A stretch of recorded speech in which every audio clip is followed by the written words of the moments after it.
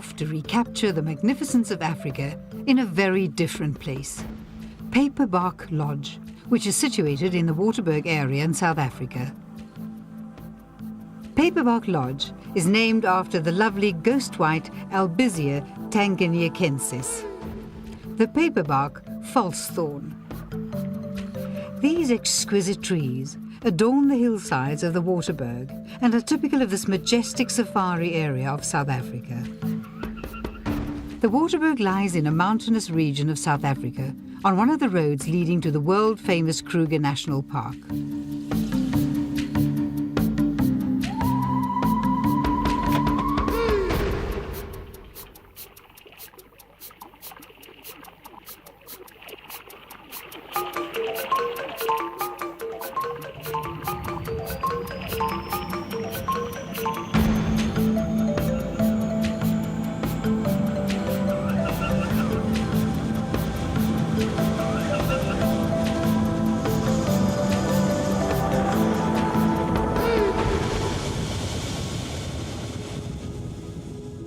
Paperbark Lodge has its own helicopter, and we were choppered into the lodge in great comfort, passing over the awe-inspiring kranzes of the Waterberg Range and chasing our shadow across the lush valleys in between.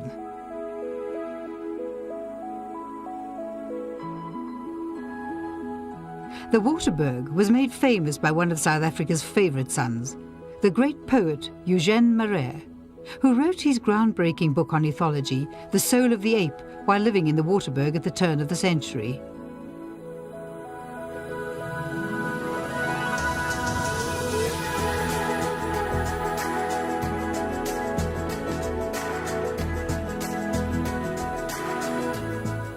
The lodge is tucked away in lush combretum and knobthorn trees, and total privacy of each of the luxury suites is assured. The helipad looked alarmingly rustic from 50 meters up in the air, but it wasn't at all. We touched down very gently and were greeted warmly by representatives from the lodge.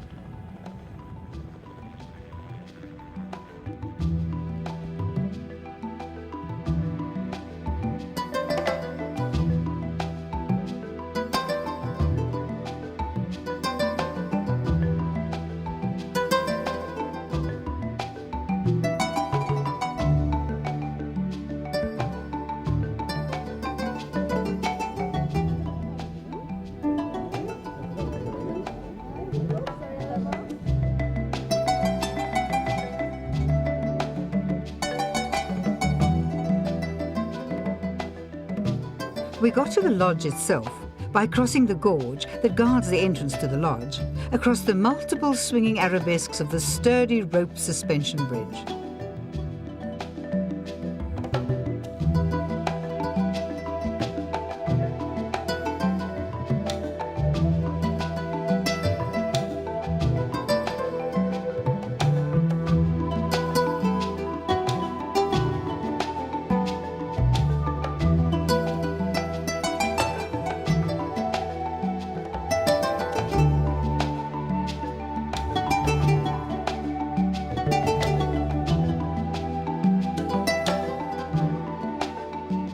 On the far side, we were again greeted by a warm, welcoming committee that included our ranger William and Julia, who is the interior designer responsible for the aesthetic delights of the lodge, along with the owner, Mark, whose passion is furniture.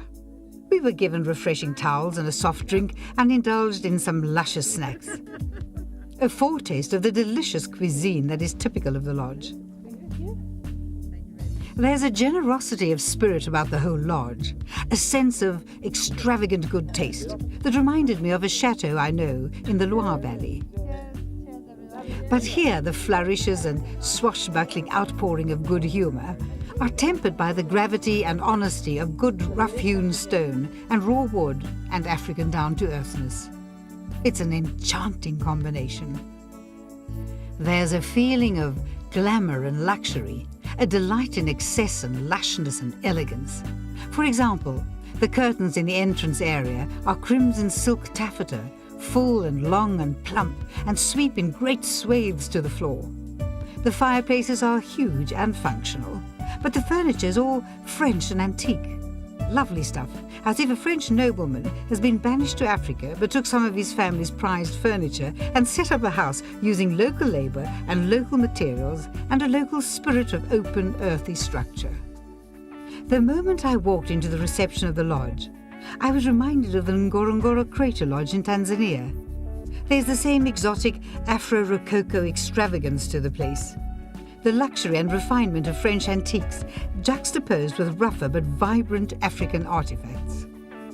For example, there's this outrageous and magnificently carved swan motive mirror, an overmantel number that once graced a wall above a fireplace in a chateau near Lyon. A stunning piece to find alongside an ultra-modern starlight lamp. And what about this wonderful piece? A Napoleon III French oak staircase mounting to a leadwood billiard table? It sounds bizarre, but it works. The lodge is quiet and secluded, tucked away in a forest of terminalia, teak, waterberry, and waterpear trees.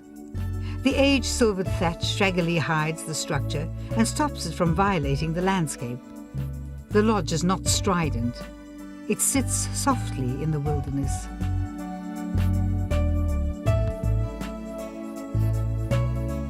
The suites have the same unique combination of qualities as the main lodge. Little rusty animal sculptures, but fluffy towels on your outdoors lounger. A rustic chair, but a heated rock pool. And my very favourite, an outdoor shower with a lovely outsized Victorian shower head.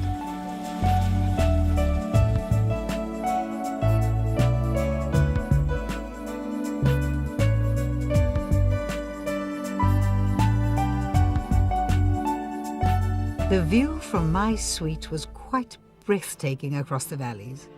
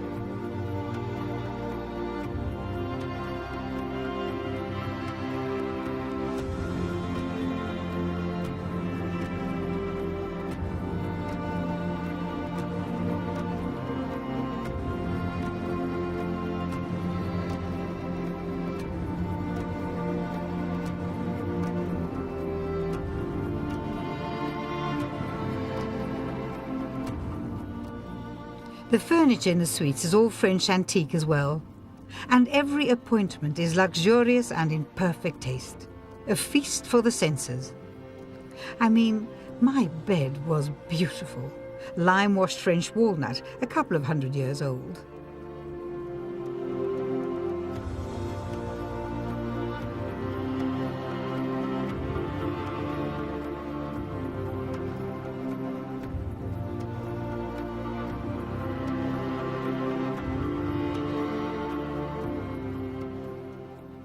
You don't have to constantly brave miles and miles of Africa at Paperbark Lodge. You can sink a few pinks, or tackle the Juco piano, or the King's Indian defence on the lodge's idiosyncratic chessboard, or just chill and look after your soul. Your body too, of course.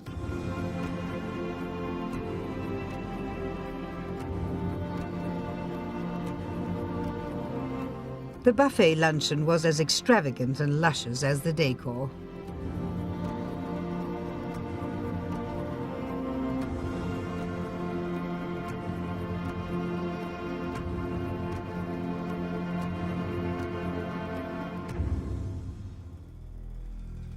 After lunch, we went for a game drive. Our ranger, William, is vastly experienced and knows the area intimately.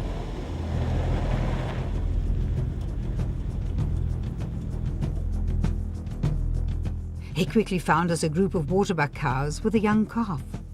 They're such gentle creatures, and their shaggy coats look like they've been made from weathered thatch.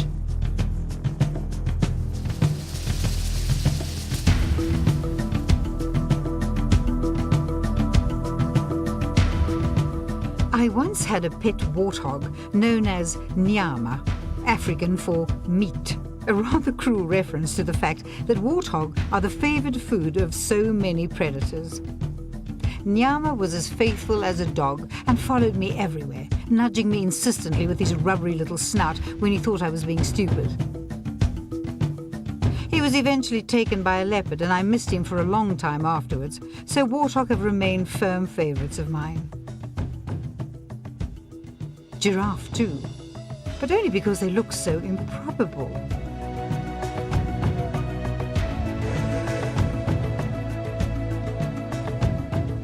And of course, Nyala. These two young females are utterly feminine. And although Nyala are not plentiful at Paperbark Lodge, these two are apparently sighted quite often, looking just like overgrown bushbuck.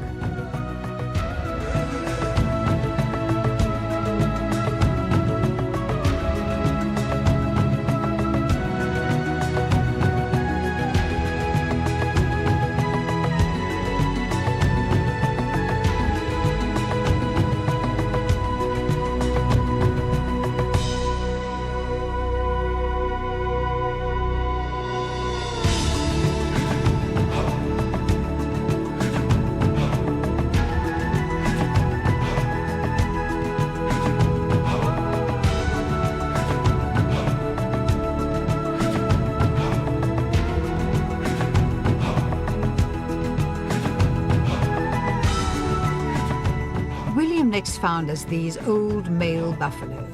They're iron-dark beasts and truculent as stone.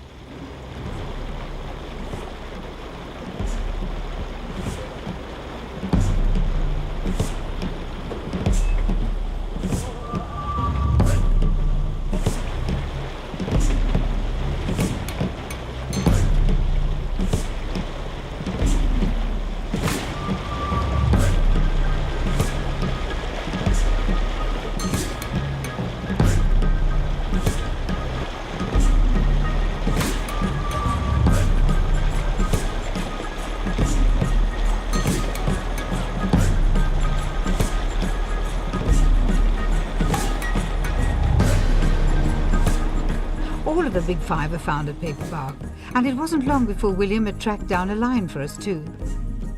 Affable, lazy, pussycat cute, but ruthless and efficient killers. Looking at this pregnant mother-to-be, it's hard to imagine her as a lithe huntress stalking a buffalo, or suffocating a kudu. But that's what they do best, other than sleeping.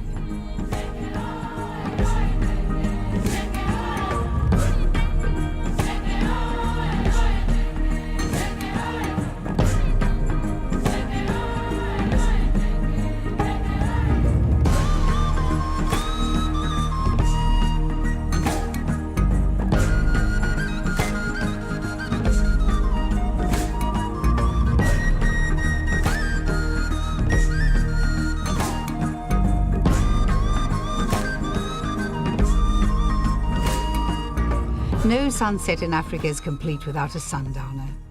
We toasted the rise of Venus and the drop in temperature in true traditional style.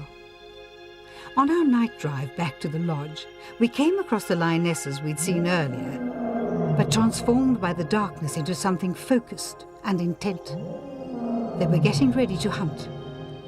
We followed them and saw them kill nothing too big, but a kill nevertheless. This is an ancient and chilling thing for us. No matter how many times you see it, there's a strange paradox. For so many millions of years, our ancestors were not the wasteful killers we've become, but prey animals, nyama, meat, food. Food for a host of animals, including hyena. Nighttime was full of dangers and terror. So we have an ambivalent relationship with the bone-crunching cats. We admire them, want to be them, but we fear them too. They were our enemies. Back at the lodge, there were roaring fires to banish the chill and comfort and warmth and luxury. Hot baths and the first best drink of the night. All the extravagant bounty that civilization can offer. Such a strange contrast. Death outside, marble and crystal inside. The paradox of Africa today.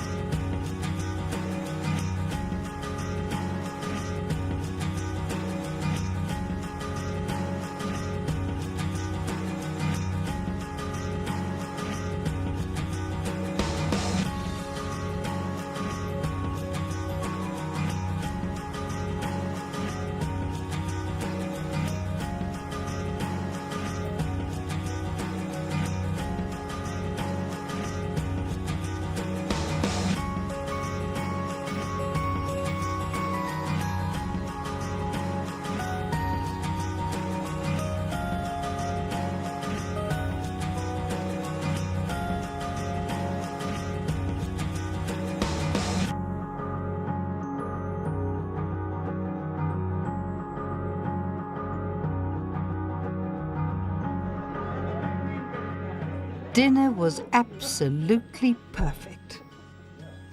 Bubbles in the champagne that smelt of burnt sugar and toasted biscuits. Seared fillet of Scottish salmon with a beetroot vinaigrette and rocket pureed potatoes. All created by the multi-talented general manager and executive chef, in keeping with the lodge's cuisine regime of French colonial fusion. A touch of North Africa, a soupçon of West Africa, a hint of the islands.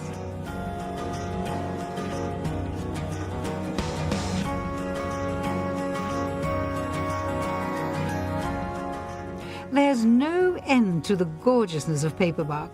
And just for the record, the chandeliers are real crystal, not cheapskate imitations like those you find in other lodges in Africa.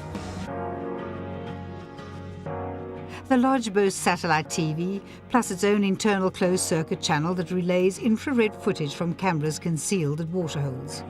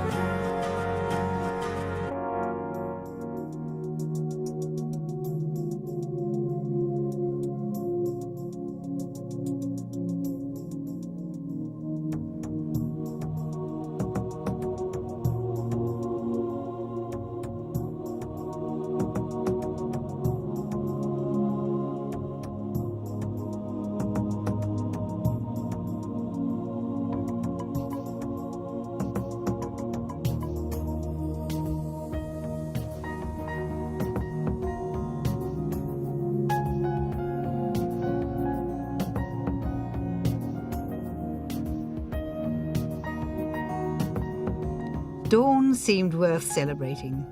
So I had a glass of champagne and watched the sun rise over the hills and valleys of the Waterberg.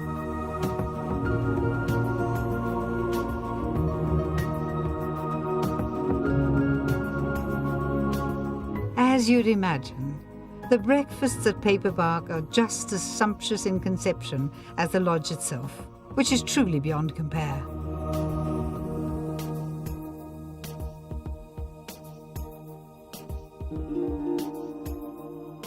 Every suite has its own butler, who will draw your bath or pour you a sherry or simply disappear, if that's what you want.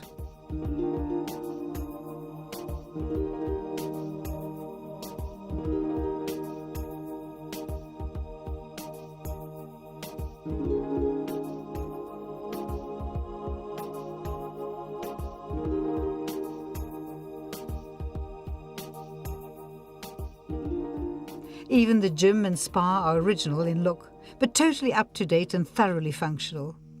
Here, a chiropractor or a masseuse will ease the kinks from your body after a hard day's game drive, or a therapist will pander to your facial needs, all with consummate skill. And you can swim your laps and burn off those extra centimetres you put on indulging in Paperbark's inimitable French colonial cuisine. Another extraordinary feature of Paperbark is the wine cellar, which is accessed via a movable flagstone.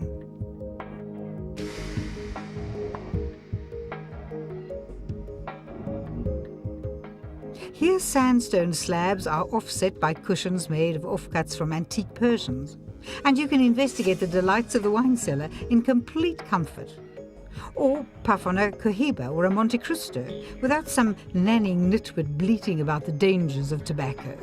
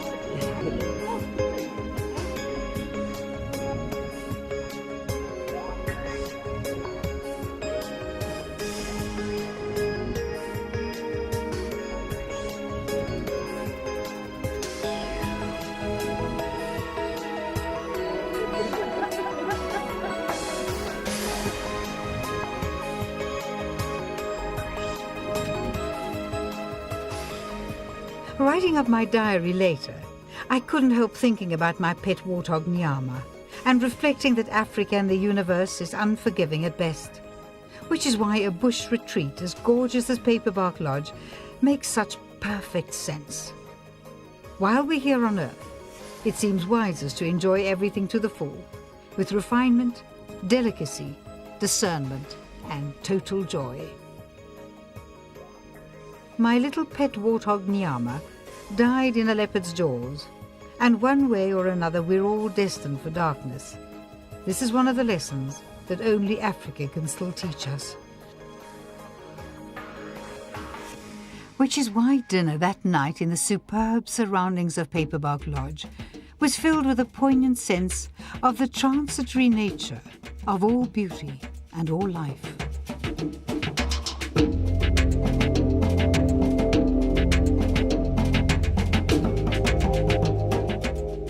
It would be difficult to equal the beauty of the surroundings, and the call of the hunting hyena echoing across the valleys reminded me of the relentless passing of time.